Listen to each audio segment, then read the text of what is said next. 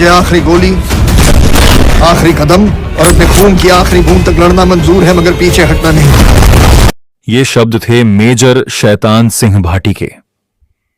18 नवंबर 1962 की सुबह 18,000 फीट की ऊंचाई पर, जहां हवा में सांस लेना मुश्किल था, तापमान -24 डिग्री था, 120 भारतीय जवानों ने 3,000 से ज्यादा चीनी सैनिकों का सामना किया। आज की कहानी सिर्फ एक लड़ाई की नहीं, यह कहानी है उस विश्वास की, उस कुर्बानी की, जिसने पूरे लद्दाख को बचाया। और हां, जो मैं अभी बताने वाला हूं उसका पूरा मतलब आप अंत में समझेंगे, क्योंकि कुछ सच्चाइयां सिर्फ अंत में ही खुलती हैं। 1950 में चीन ने तिब्बत पर कब्जा कर लिया था। 1959 में जब दलाई लामा भारत आए तो चीन भारत के रिश्ते और बिगड़ गए। अक्साई चिन में चीन ने एक सैन्य सड़क बना ली जो तिब्बत और शिनजियांग को जोड़ती थी। भारत के लिए यह अस्वीकार्य था। 20 अक्टूबर 1962 को चीन ने हमला कर दिया। 3,225 किलोमीटर लंबी सीमा पर युद्ध छिड़। भारतीय सेना के पास ना सर्दी के कपड़े थे, ना पर्याप्त हथियार, लेकिन फिर भी हमारे जवान खड़े रहे। भारतीय सेना के पास ना सर्दी के कपड़े थे, ना पर्याप्त हथियार, लेकिन फिर भी हमारे जवान खड़े रहे। तापमान -24 डिग्री सेल्सियस तक, हवा इतनी तेज कि खड़ा रहना मुश्किल। यह सिर्फ एक पास नहीं था, यह एक रणनीतिक दीवार थी। इसके पीछे था चुशुल एयरबेस। अगर चीनी सेना रेजांगला को पार कर लेती तो सीधे चुशुल पर कब्जा हो जाता। चुशुल गिरता तो लेह का रास्ता खुल जाता, लेह गिरता तो पूरा लद्दाख खो जाता। लेकिन यहां एक बड़ी समस्या थी। बीच में एक पहाड़ी फीचर था जो आर्टिलरी कवरेज को रोकता था, मतलब तोपों की मदद नहीं मिल सकती थी। यहां लड़ाई सिर्फ इन्फेंट्री और जिगर से लड़नी थी। और अभी मैं आपको बताऊंगा कि इस असंभव मिशन के लिए किसे चुना गया। 13 कुमाऊं रेजिमेंट की चार्ली कंपनी, 120 जवान, और इनमें से लगभग सभी अहीर समुदाय से थे। हरियाणा के अहीरवाल क्षेत्र से, रेवाड़ी, महेंद्रगढ़, नारनौल, गुरुग्राम। ये लोग किसान परिवारों से आए थे। दिन में हल, शाम को कुश्ती और दिल में देश की सेवा का जज्बा। इनके लिए फौज नौकरी नहीं थी, सम्मान था, कर्तव्य था। चार्ली कंपनी हालांकि कुमाऊं बटालियन का हिस्सा थी, पर यह एक पूरी अहीर कंपनी थी। एक ही क्षेत्र, एक ही संस्कृति, एक ही भाषा। जब वो लद्दाख पहुंचे तो उन्हें पता नहीं था कि वो इतिहास लिखने जा रहे हैं। उनके कमांडर थे मेजर शैतान सिंह भाटी। 1 दिसंबर 1924 को जन्म हुआ बनासर गांव में, जोधपुर रियासत में राजपूत परिवार, भाटी वंश। उनके पिता लेफ्टिनेंट कर्नल हेम सिंह, जिन्होंने प्रथम विश्व युद्ध में फ्रांस में लड़ाई लड़ी थी। ब्रिटिश सरकार ने उन्हें Order of the British Empire से सम्मानित किया था। घर में अनुशासन था, मूल्य थे और सेवा की भावना थी। शैतान सिंह बचपन से ही घोड़े पर सवार होना सीखते थे। सीधी पीठ, मजबूत नजर और दृढ़ता, ये उनकी पहचान थी। 1 अगस्त 1949 को वो जोधपुर स्टेट फोर्सेस में शामिल हुए। जब जोधपुर भारत में विलय हुआ तो उन्हें कुमाऊं रेजिमेंट में ट्रांसफर किया गया। मेजर शैतान सिंह एक ऐसे अफसर थे जो हमेशा अपने जवानों के साथ खड़े रहते थे। वो कहते थे, सिपाही का काम है पहले खड़ा रहना, फिर लड़ना, हर पोस्ट पर जाना, हर जवान से बात करना, हर समस्या सुनना। ये उनकी आदत थी। उन्होंने चार्ली कंपनी को सिखाया, पीछे हटने का मतलब है देश को पीछे धकेलना। हम नहीं हटेंगे। और उन्होंने अपनी बात निभाई भी। सिपाही धर्मपाल दहिया, नर्सिंग असिस्टेंट, गांव का एक साधारण लड़का जो बचपन से ही लोगों का इलाज करता था। किसी को चोट लगे तो धर्मपाल को बुलाते थे, किसी को बुखार हो तो वही दवा देता था। जब वो फौज में भर्ती हुआ, अदा तो उसकी इसी काबिलियत ने उसे नर्सिंग असिस्टेंट बना दिया। चार्ली कंपनी के लिए वो सिर्फ एक मेडिक नहीं था, वो भाई था, दोस्त था। 18 नवंबर की सुबह जब गोलियां चल रही थीं, तब धर्मपाल जख्मी साथियों के पास दौड़ता रहा। पट्टी बांधना, खून रोकना, दर्द कम करना, वो अपना काम कर रहा था। जब उसका शव मिला तो उसके हाथ में अभी भी एक सिरिंज और पट्टी का रोल था। मौत के सामने खड़ा होकर जान बचाने की कोशिश करना, इसे कहते हैं ड्यूटी टिल डेथ। नायक गुलाब सिंह, एक किसान का बेटा जो खेतों से सीधा सेना में आया था। उसकी जेब में हमेशा एक तस्वीर रहती थी, अपनी मां की। जब वो घर से जा रहा था तो मां ने कहा, बेटा, अगर तुम नहीं लौटे तो कोई बात नहीं, बस इतना पता चले कि तुमने अपना फर्ज निभाया। 18 नवंबर की सुबह 3:30 पर पहली गोली गुलाब सिंह के सेक्शन पर चली। वो पहला व्यक्ति था जिसने चीनी सैनिकों को देखा और पहला व्यक्ति था जिसने जवाब दिया। उस एक गोली ने पूरी चार्ली कंपनी को सतर्क कर दिया। गुलाब सिंह ने अपनी मां का वादा निभाया। वो नहीं लौटा, पर उसने अपना फर्ज पूरा किया।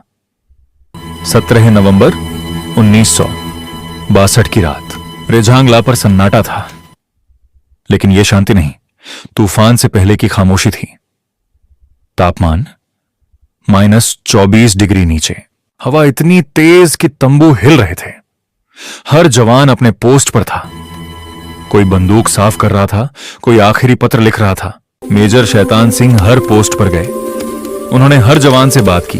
किसी ने पूछा, साहब, अगर संख्या बहुत ज्यादा हुई तो? मेजर साहब ने कहा, तो भी हम यहीं रहेंगे, पीछे हटने का सवाल ही नहीं। उस रात किसी ने नहीं सोचा कि भाग जाएंगे। किसी ने नहीं कहा कि यह मिशन असंभव है। उन्होंने बस इतना कहा, भगवान का नाम लो और तैयार रहो। सुबह आने वाली थी और उसके साथ इतिहास। 18 नवंबर सुबह 3:30 पहली गोली गुलाब सिंह के सेक्शन पर अचानक फायरिंग शुरू हुई। चीनी सैनिक 3 दिशाओं से आगे बढ़ रहे थे। अंधेरे में, बर्फ में वो छाया की तरह आ रहे थे। जैसे ही चीनी सैनिक रेंज में आए, आग की बारिश शुरू हो गई। पहली लहर टूट गई, फिर दूसरी आई, फिर तीसरी। चार्ली कंपनी तैयार थी। मशीन गनें फिक्स्ड लाइनों पर लगी थी। मोर्टार रजिस्टर्ड टारगेट्स पर तैयार थी। चीनी सेना ह्यूमन वेव टैक्टिक्स इस्तेमाल कर रही थी। हर लहर में सैकड़ों सैनिक, लेकिन 13 कुमाऊं पीछे नहीं हटे। सुबह की रोशनी आने लगी। अब वो साफ देख सकते थे चीनी सेना की संख्या कितनी ज्यादा थी। 3000 से ज्यादा सैनिक 120 के खिलाफ। लेकिन चार्ली कंपनी ने हार नहीं मानी। 24 डिग्री तापमान में हथियार जाम हो रहे थे। उंगलियां इतनी ठंडी कि ट्रिगर दबाना मुश्किल। कुछ जवानों ने अपने हाथों को गर्म करने के लिए बंदूक की नली पर रगड़ा और फिर से लड़ने लगे। गोला बारूद खत्म होने लगा। कुछ पोस्ट्स पर सिर्फ मुट्ठी भर गोलियां बची थीं, पर वो लड़ते रहे। धर्मपाल घायलों के पास दौड़ रहा था। खून रोकना, पट्टी बांधना, दर्द कम करना। गोलियां उसके चारों ओर गिर रही थीं, पर वो रुका नहीं। मेजर शैतान सिंह पूरे युद्ध क्षेत्र में दौड़ रहे थे, एक पोस्ट से दूसरी पोस्ट, अपने जवानों का हौसला बढ़ाते हुए। वो जानते थे कि अगर उन्होंने हिम्मत हारी तो सब हार जाएंगे। फिर पहली गोली लगी बांह में। खून बहने लगा, पर वो रुके नहीं। उन्होंने एक हाथ से पट्टी बांधी और दूसरे हाथ से राइफल पकड़े रहे। फिर दूसरी गोली लगी पेट में। वो गिर पड़े। 2 जवान उन्हें खींचकर एक बड़ी चट्टान के पीछे। मेजर साहब ने उन दोनों को देखा। वो समझ गए कि अगर ये यहां रुके तो ये भी मारे जाएंगे। उन्होंने आदेश दिया, मुझे छोड़ दो, तुम जाओ और लड़ो। दोनों जवान नहीं जाना चाहते थे, पर आदेश था तो उन्हें जाना पड़ा। उन्होंने सलामी दी और वापस अपनी पोस्ट पर चले गए। मेजर शैतान सिंह वहीं उस चट्टान के पीछे अकेले शहीद हो गए, अपनी राइफल को पकड़े हुए। आखिरी सांस तक डटे रहे। दिन बीतता गया। 8वीं लहर, फिर 9वीं। चीनी सेना बार बार आती रही और हर बार चार्ली कंपनी ने उन्हें रोका। गोलियां खत्म हो रही थीं। कुछ जवानों ने संगीन इस्तेमाल की, कुछ ने पत्थर फेंके, कुछ ने अपने नंगे हाथों से लड़ा। किसी ने नहीं कहा, अब बस हम हार गए। किसी ने नहीं कहा, अब भाग चलें। शाम होते होते 114 जवान शहीद हो चुके थे। सिर्फ 6 बचे।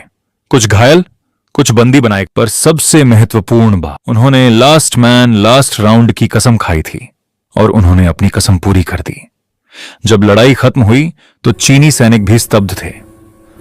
उन्होंने जो देखा वो उनकी सोच से बाहर था। उन्होंने भारतीय जवानों के शवों को कंबल से ढका, ऊपर संगीनें गाड़ दी ताकि हवा में कंबल उड़ न जाए। यह सम्मान था, एक सैनिक का दूसरे सैनिक के लिए। चार्ली कंपनी ने लड़ाई हारी, लेकिन युद्ध जीत लिया। चीनी सेना रेझांगला पार नहीं कर सकी। चुशुल बच गया, लेह बच गया, लद्दाख बच गया। और अब मैं आपको बताऊंगा कि इस कुर्बानी का असली मतलब क्या था। लड़ाई के बाद 3 महीने बीत गए। रेझांगला पर गहरी चुप्पी थी। बर्फ ने सब कुछ ढक दिया था। 20 नवंबर को चीन ने एक तरफा सीज फायर की घोषणा कर दी थी। युद्ध खत्म हो गया था, पर रेजांग ला तक कोई नहीं पहुंच सका। बर्फ, ठंड और ऊंचाई, सब कुछ रास्ता रोक रहा था। फरवरी 1963 में एक लद्दाखी चरवाहा वहां पहुंचा। जो उसने देखा वो जीवन भर नहीं भूल सकता था। जवान वैसे ही जमे हुए थे जैसे लड़ाई के वक्त थे। ट्रेंच में, पोस्ट पर, मशीन गन के पीछे, हाथों में राइफल, उंगली ट्रिगर पर, आंखें खुली, निशाना लगाए हुए। बर्फ ने उन्हें इतिहास में जमा दिया था। चरवाहे ने तुरंत सेना को सूचना दी। ब्रिगेडियर टीएन रैना, जो उन्होंने देखा वो उन्हें हिला गया। 96 शव ट्रेंच और डिफेंस पोस्ट से बरामद किए गए। हर एक की पहचान की कोशिश की गई। उनके पास से निकली आखिरी चिट्ठियां, तस्वीरें, मां बहन का आशीर्वाद। वहीं रेझांगला पर पूरे सैन्य सम्मान के साथ उनका अंतिम संस्कार किया गया। वो धरती जिसे उन्होंने बचाया था, उसी धरती ने उन्हें अपनी गोद में ले लिया। आंकड़े बताते हैं 120 भारतीय जवान, 114 शहीद, 6 बचे, कुछ घायल बंदी जो बाद में भाग निकले। चीनी सेना के नुकसान का सटीक आंकड़ा कभी नहीं मिला। चीन की आधिकारिक रिपोर्ट 500 मौतें, भारतीय सूत्रों का दावा 1300 से ज्यादा। सच कुछ भी हो नुकसान, लेकिन असली जीत संख्या में नहीं थी। असली जीत थी रेझांगला का टिके रहना। अगर चार्ली कंपनी 18 नवंबर को पीछे हट जाती तो चीनी सेना उसी दिन चुशुल पर कब्जा कर लेती। चुशुल से लेह का रास्ता खुल जाता और पूरा लद्दाख खतरे में पड़ जाता। पर उन्होंने पीछे हटने से मना कर दिया और इसीलिए आज भी लद्दाख भारत का हिस्सा है। मेजर शैतान सिंह भाटी को मरणोपरांत मिला परमवीर चक्र, भारत का सर्वोच्च सैन्य सम्मान। चार्ली कंपनी को मिले 8 वीर चक्र, 4 सेना मेडल, एक मेंशन इन डिस्पैच। एक ही कंपनी को इतने सम्मान आज तक भारतीय सेना के इतिहास में दुर्लभ है। नर्सिंग असिस्टेंट धर्मपाल दहिया को भी मिला वीर चक्र। मौत के सामने खड़े होकर जान बचाने वाले उस वीर को देश ने सलाम किया। जब खबर रेवाड़ी और आसपास के गांवों में पहुंची तो हर घर में मातम था, लेकिन हर आंख में गर्व भी था। एक मां ने कहा, मेरा बेटा गया जरूर, पर उसने देश को बचा लिया। एक पत्नी ने कहा, मैं विधवा नहीं, वीरांगना हूं। एक बच्चे ने कहा, मेरे पापा हीरो हैं। हर साल 18 नवंबर को रेवाड़ी में समारोह होता है। रेझांगला शौर्य समिति, जिला प्रशासन और कुमाऊं रेजिमेंट सब मिलकर श्रद्धांजलि देते हैं। 1963 में रेझांगला पर एक स्मारक बनाया गया, चुशुल में, उसी जगह जहां 120 बहादुरों ने इतिहास रचा था। स्मारक पर लिखा है एक संदेश जो थॉमस बेबिंगटन मैकोले की कविता होरेशियस से लिया गया है। इसका भाव है, एक आदमी इससे बेहतर तरीके से कैसे मर सकता है? अपने पूर्वजों की राख और अपने भगवान के मंदिरों के लिए लास्ट मैन लास्ट राउंड तक लड़ाई लड़ी। 18 नवंबर 2021 को रक्षा मंत्री राजनाथ सिंह ने इस स्मारक का नवीनीकरण किया। अब वहां एक म्यूजियम भी है, एक मिनी थिएटर भी। रेवाड़ी शहर में भी एक स्मारक बना है। वहां भी हर साल परिवार और समुदाय इकट्ठा होते हैं, याद करते हैं अपने वीरों को। 1963 में रेझांगला पर एक स्मारक बनाया गया। आज 60 साल बाद यह कहानी फिर से जीवित हो रही है। बॉलीवुड अभिनेता फरहान अख्तर 120 बहादुर फिल्म में मेजर शैतान सिंह का किरदार निभा रहे हैं। एक नई पीढ़ी को पता चलेगा रेझांगला क्या था, क्यों 18 नवंबर भारत के लिए एक महत्वपूर्ण दिन है। लेकिन असली फिल्म तो वो थी जो 18 नवंबर 1962 को बर्फीले पहाड़ों पर फिल्माई गई। बिना कैमरे, बिना कट, बिना रिटेक, असली खून। याद है मैंने शुरू में क्या कहा था? अगर मैं पीछे हट गया तो पूरा देश पीछे हट जाएगा। अब आप समझ गए होंगे इसका मतलब क्या था। मेजर शैतान सिंह और उनके 119 साथी जानते थे कि अगर वो रेझांगला छोड़ देते तो चीनी सेना आगे बढ़ जाती, चुशुल गिर जाता, लेह खतरे में पड़ जाता, पूरा लद्दाख असुरक्षित हो जाता। इसलिए उन्होंने एक फैसला किया, हम यहीं खड़े रहेंगे चाहे कुछ भी हो जाए। और उन्होंने अपना वादा निभाया, वो नहीं हटे। और इसीलिए आज भी तिरंगा लेह में लहराता है। आज भी लद्दाख भारत का अभिन्न अंग है। आज की भारतीय सेना के पास बेहतर हथियार हैं, बेहतर कपड़े हैं, बेहतर सुविधाएं हैं, लेकिन वो स्पिरिट, वो जज्बा, वो कुर्बानी की भावना, वो आज भी वैसी ही है। क्योंकि 13 कुमाऊं ने एक परंपरा शुरू की थी, लास्ट मैन लास्ट राउंड, और वो परंपरा आज भी जिंदा है। अगर आज आपके सामने ऐसा मौका आए, जब देश को आपकी जरूरत हो, जब आसान रास्ता हो पीछे हटने का, तो क्या आप खड़े रह सकते हैं? मैं ये नहीं कह रहा कि सबको फौज में जाना चाहिए, लेकिन हर किसी को अपनी जगह पर कर्तव्यनिष्ठ होना चाहिए। डॉक्टर बनो तो धर्मपाल की तरह मरते दम तक मरीज की सेवा करो, शिक्षक बनो तो सच सिखाओ, इंजीनियर बनो तो मजबूत भारत बनाओ। कुछ भी बनो, पर ईमानदारी से बनो, क्योंकि देश सिर्फ सीमा पर नहीं बनता, देश हर गली, हर घर, हर दिल में बनता है। 120 बहादुर, 114 शहीद, एक छोटी सी कंपनी जिसने पूरे प्रदेश को बचा लिया। उन्होंने हमें दिया सुरक्षित लद्दाख, उन्होंने हमें सिखाया, उन्होंने हमें बताया भारतीय सैनिक क्या होता है। मेजर शैतान सिंह ने कहा था, उनके 119 साथी नहीं हटे, और इसीलिए आज भारत खड़ा है। आज लद्दाख हमारा है।